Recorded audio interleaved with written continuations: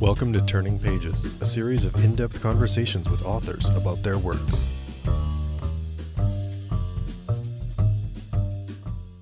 All right, well, who we are in real life tells the story of a pair of tabletop role-playing gamers. The author, Victoria Koops, joins me to discuss the book. Welcome to the show. Hi, thank you so much for having me, Michael. My pleasure. So I want to start, I always read the acknowledgements as Mhm. a good place for kind of like some topics to discuss. And you thank your father for playing D&D with you when you were 6. And so I do want to ask about kind of your relationship with gaming and like, were you destined to write a book like this? I like that. I don't know if I've ever thought about it like that, but sure, yeah. I like I said in the acknowledgments, my dad started playing D&D with me and my sisters when we were really young, and when I thought about years later writing what I know, which is kind of the I don't know, age-old wisdom about how to start writing. I was playing D&D 4 times a week and running like twice a week I was running my own game, and then twice a week I was playing in different campaigns. And so yeah, I think that's what I know, right? I know a lot about D&D, about tabletop role-playing games, about nerd culture, and I wanted to write a book that played with that and those themes and materials. So I guess yeah, if destiny exists, then 6-year-old me was definitely destined to write a nerdy book. What attracted you to D&D in the first place? Was it because it was something your dad was doing and it seemed kind of cool? Or like what about it did you gravitate towards? I remember very vividly watching my dad prepare dungeons for his campaigns. He was the dungeon master. And so he used to, stay up late on Thursday night getting ready for Friday night game. And we got to stay up and watch him pull monsters and set traps. And it was just like a very creative experience and unique. And so my sister and I begged and begged and begged him to play with us. And it's just like playing pretend, right? Playing make believe. And we got to do that with our father, who was very hands on and very playful, who is very hands on and very playful. So yeah, he ran a little one shot for us. Like I said, I was 6 and my younger sister was 4. And so it was just chaos. And I don't know how much actual D&D was played, but the attractive quality was definitely quality time with our father, but also like the whole imagination and make believe and fantasy. Who doesn't want to be a little witch who can cast spells, or who doesn't want to be a rogue, which is what my sister played in that campaign. And since then, lifelong obsession. So he was a dungeon master. You eventually become a dungeon master, and you thank Mhm. a group of players for allowing you to kind of develop your storytelling skills as the dungeon master. I'm very curious because you include the character write ups for not only Darcy and Art, but then their characters. Is that the root of storytelling for you, like developing like who these characters are, or is it thinking of kind of a campaign and then populating Mm. it with characters? Yeah, oh, that's a really good question. I think probably a little bit of both. I definitely have character-driven stories, both like my writing and my campaigns that I run. I really, as a dungeon master myself, I really want all my players, because I really believe D&D is a collective experience. It's a collaborative, collective form of storytelling, which I talk about in the novel. But I really want all of my players at the table to get the experience that they want out of the game, which I definitely encourage a lot of characterization to accomplish that. So if I have a player who's maybe less into role play, we come up for reasons that their character is quieter or less engaged, secrets, things like that. And if I have players who are really into combat, then we weave in like that motivation into their backstory so that it propels the action in game. And so, yeah, characterization is huge in my practice as a dungeon master, but then a lot of those skills carry over into writing and into storytelling in general, right? And so I have been told, and I think this is true, that a lot of my strengths as a writer are really robust, interesting characters and well-rounded characters that are believable and have unique motivations and bonds and all those things that you would see on like a D&D character sheet, right? So generally it starts with characters and then I follow where they want to go, and that's mirrored in my like skills as a DM too. So did you draw up these character sheets, particularly for Art and Darcy, before writing the book? Oh yeah. Oh yeah. Yeah.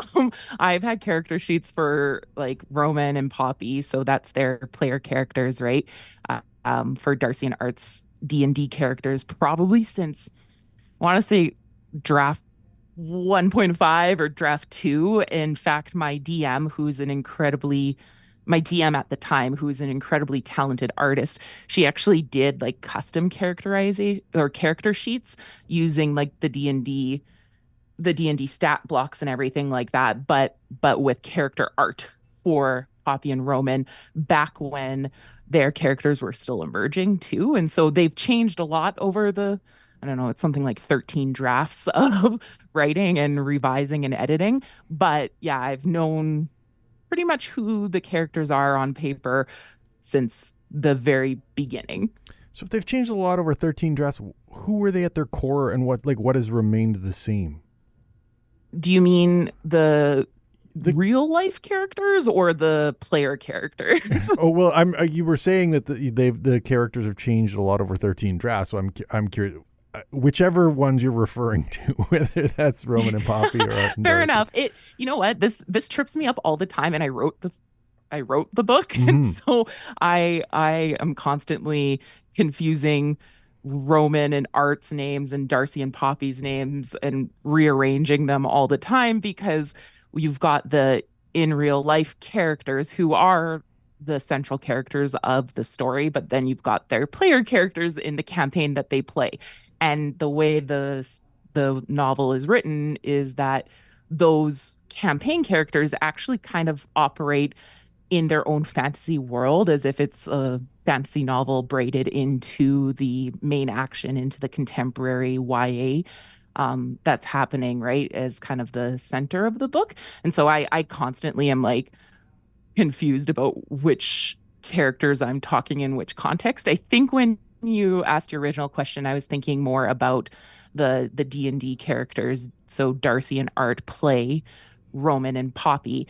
And I mean, all of the characters changed because that's how books are written. They grow organically, and at least in my process, each draft is a layer of digging deeper. That Shrek quote about like people being onions and having layers. It's very true. And as you write, you peel back each layer, right? And so kind of getting to the core of each character. And so for kind of going back to your question, for Roman and Poppy, their characters at the core of them, they are the real people playing them.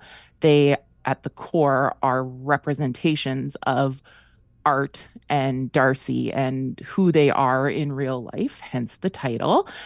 And so, but in a surprising way, in a way that I think the teenagers that are in real life, kind of who they think they are, who they want to be is actually a lot closer to who they are in real life too. So like Art, he is comes across as kind of timid and shy, a little bit more passive, but his character in the story is a rogue and kind of like mischievous and flirty and a little bit more confident than him. And so throughout the book, you see Art in real life develop some of those traits, because I really do think that we explore who we are through play and through games like D&D and tabletop role-playing games in general. So yeah, like at the core, they are reflections of the original characters, the in real life teenagers that the story is about, but with kind of like the fantasy embellishments that I think we're attracted to as sci-fi and fantasy readers. So the narrative of the campaign, was it always intended that like that would be one of the elements of the story, like that you'd have Art's perspective on something, Darcy's perspective on something, and then like these written campaigns woven in? Yes. So the whole concept of the book was really to look at how do role-playing games help us explore our identity? And for a YA book that's all about like the YA genre is all about self-discovery and learning who you are and who you want to be, which is what adolescence is, right? Mm-hmm. And so um the book was really intentionally written to have those three different points of view. The campaign chapters themselves underwent like a huge overhaul. They were really challenging to write because I wanted to strike a balance between this is its own thing, but it mirrors the main plot enough that readers would recognize kind of similarities or connections Mm-hmm. through both. And that was way more challenging than like as a novice writer I realized it would be. And so I think my first draft or even like the first three drafts, the campaign was just this hot mess. And oh boy, I don't even know what happened. I think probably the magic of my editor, Emma Sakamoto, she came along and saw what I was really earnestly trying to accomplish and thought it was cool enough that she poured a lot of effort and care into helping me develop those chapters so that they are what was published, so that they are what you see at the final end product, which I absolutely love. But yeah, from drafts like 1 to 8, where I submitted to my publisher, it was pretty messy and really challenging. But the concept proved itself and it came out really well in the end. Was it her input in terms of the pacing that at one point, about two-thirds of the way through the book, instead of kind of alternating, Art Darcy campaign kind of flow, the campaign kind of takes over for a little bit? That you get Oh like no, that multiple. was me. That That was was you? 100% me. Um, yeah. Yeah, I had to actually kind of argue for that. I don't know if you're asking because it was a good decision or not. But I felt really strongly. I know what part you're talking about. That the campaign had to take a little bit more center focus because of the plot in real life. There's a player missing from the game, and generally what happens at a real D&D table or at a real role-playing table, if someone's missing, you kind of stall. You stall the main plot until they are able to return. And so I think there are 3 weeks of stalling during that period of the book. And I really wanted to represent it that way as a kind of a time lapse instead of saying like 3 weeks later. I wanted to Mm. show what I would do as a DM, which is throw like meaningless side quests and like fluffy, bottle episode kind of things, content at my players until everyone was back at the table together. Or you would just cancel, which I mean, as a DM, I hate canceling because I love to game with my friends. And so I didn't want to do that either because it just would have been flat. It was way more fun to have these three back-to-back chapters of antics that the player characters get up to while the plot in real life is happening. And it also was a nice little time jump for the in real life plot too. So yeah, I definitely advocated for that one, but Emma was really monumental on a whole bunch of other like she had me change the perspective, the point of view of the like campaign chapters so that they read more like a fantasy novel because when they originally were written, they read like DM notes essentially. Mm. So that was a really, really smart choice from like a publishing perspective. So yeah, it definitely, like I said, it proved itself and came out well in the end, I believe. Was there a version of this book that didn't include that, or had like you can't conceive of like telling Darcy and Art's story without telling kind of the campaign story? Yeah, I that's a really good question because um I've been playing with the idea of writing what happens next, kind of the next chapter, a sequel for this book, or at the very least, a spin-off type of book. And the main struggle is that I can't conceive of a way to tell another story without directly replicating what I did in this first book, which I don't want to do. I Right. would like to, if I'm going to have kind of a unique story structure, I would like to try something new or different. But you're right. I couldn't conceive of a way to tell Darcy and Art's story without this fantasy element, without this pop culture element, really heavily, playing a huge role in the story. It's equally like three parts told in three parts, right? So yeah, that would have been really challenging. And the challenge right now for me as I work on outlining a sequel is that I don't want to do it exactly the same, but I also don't want to like abandon the third kind of point of view, those like the blend of reality and fantasy. And I haven't quite figured out how to do that. So it's definitely integral to the story. There was no draft that totally abandoned them. There were drafts when I wished I could have abandoned the fantasy chapters, but they were important in the story that I too important in the story that I wanted to write. Right. You'd mentioned earlier in the YA that coming into your own or figuring out who you are is kind of central to the genre and to that period of life. Uh, Obviously, this is a queer story, and it's set in a small town. Hmm. Uh, Curious about kind of like I take it you work with a QSA in a school, and so Hmm. it was kind of out of that you wanted to tell a story like this set in a small town, right? That like Darcy moving from a larger city and then having to deal with prejudice in a small town around, queer identity, her having two moms, her being bi. Like, how did you go about kind of like just determining kind of like the plot mechanics of like how and what she would have to address? Or was this based off of some experiences you'd maybe encountered working with the QSA? It's a lot more personal than that.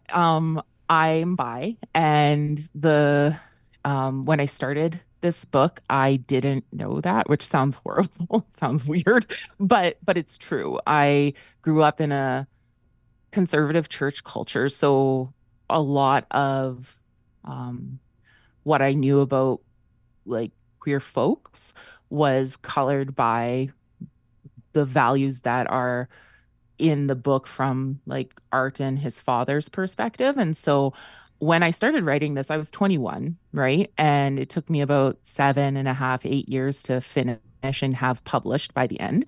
And so I wanted there to be representation because I, at the time, firmly believed representation mattered. I would have labeled myself an ally and been very firm on um, love is love kind of mentality, even though I was coming from a background that really made it hard to maintain that um, kind of like cognitive dissonance, I guess.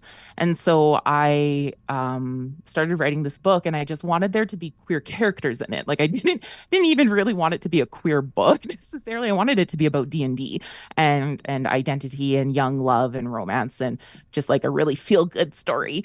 And then I took it to Sage Hill Writing Experience here in Saskatchewan, where Wayne Grady told me, well, it's not just a romance, Victoria. It's also about queer identity and rights. And I was kind of like, oh, yeah, I guess you're right. Yeah, you can't move to small town Saskatchewan and not have that be a thing. And so he really challenged me to think deeper about the story than I think I was prepared to at the time. But then through the writing of it, again, peeling back those layers and kind of learning about myself along the way, I realized, oh, this is about what haunts me and what challenges me and um, what I find really important. And so that became a lot more compelling than just a story about, young love, which it is, and it's still super fun and approachable. But I wanted to unpack some of the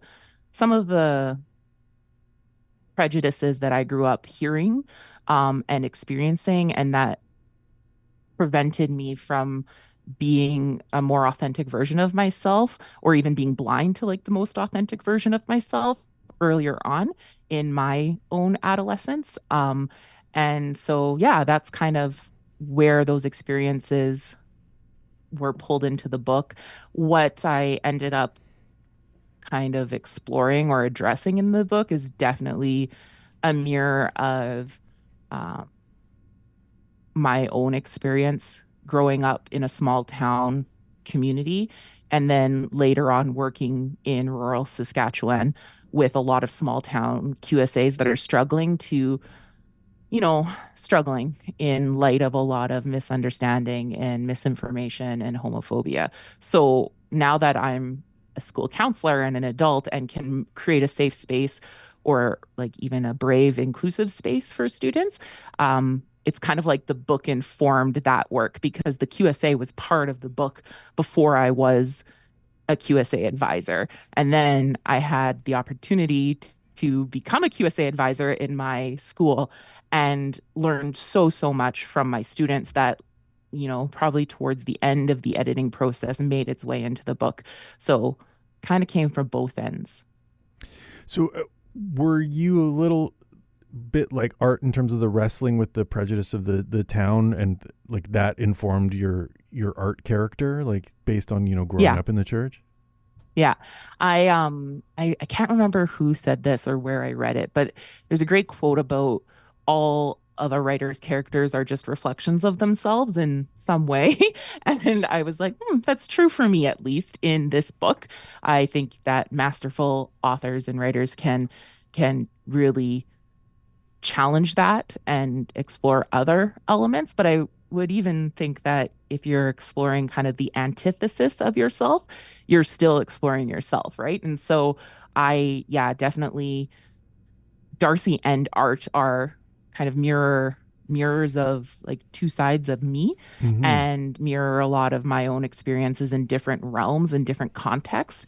And so this book was pulling those things together, exploring them, unpacking them, and then um like recognizing the the two different parts of myself so that I could unify them.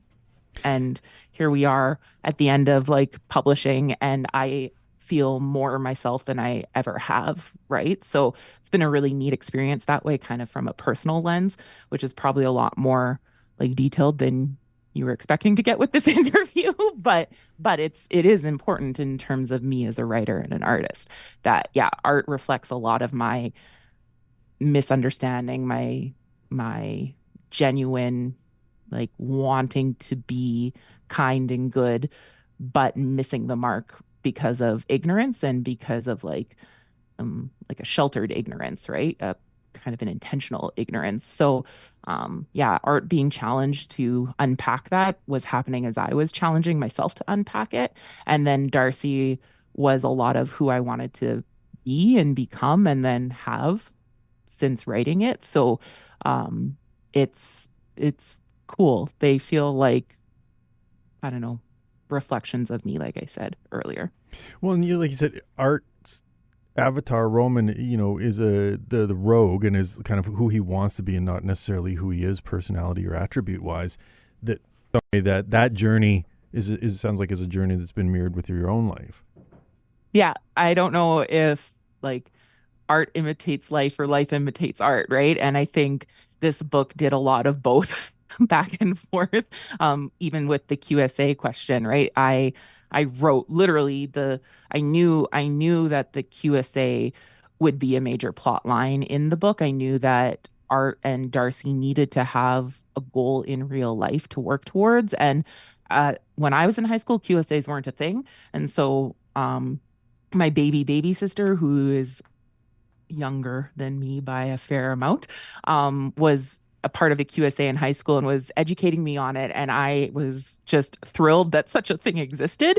And at the same time, there were like news reports about how challenging it was for rural communities to rural schools to start QSAs, just with a lot of community pushback. And I kind of was like, that's the thing. That's what they're going to do in the book. But that's something I wish I had had at the time. So I started writing about it and really focusing on it. And then later on, manifested in my life. And I ended up being able to do that with my own students, provide that space and then again continue to be educated by younger queer folks and allies who are like just rock stars, right? They're my heroes. I just love working with my students. So yeah, I don't know. Art imitates life and life imitates art. And this book looks at that a lot.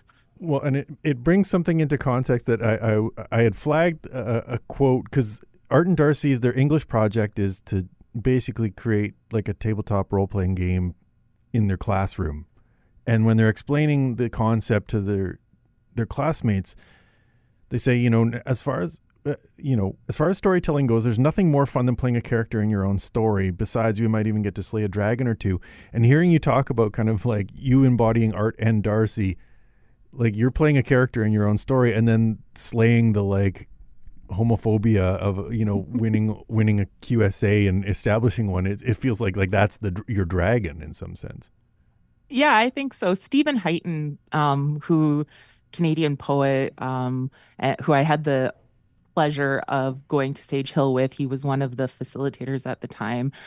He said during that transformative experience, because Sage Hill kind of all comes back to Sage Hill for me. He said during one of his talks that writing what you're interested in or what you like or what you're researching isn't enough, that you need to write what haunts you. And so between that piece of advice and then Wayne Grady's very insightful, this is not just about, D&D and romance, I really leaned into what haunts me, and turns out it was there the whole time without me really even intentionally looking for it, because the moms were already a part of the story. So Carrie and Monica were already there in the book, and it was like, oh duh, that's what haunts me. Homophobia isn't okay, especially in a doctrine that like is supposed to be about love and unconditional love, right?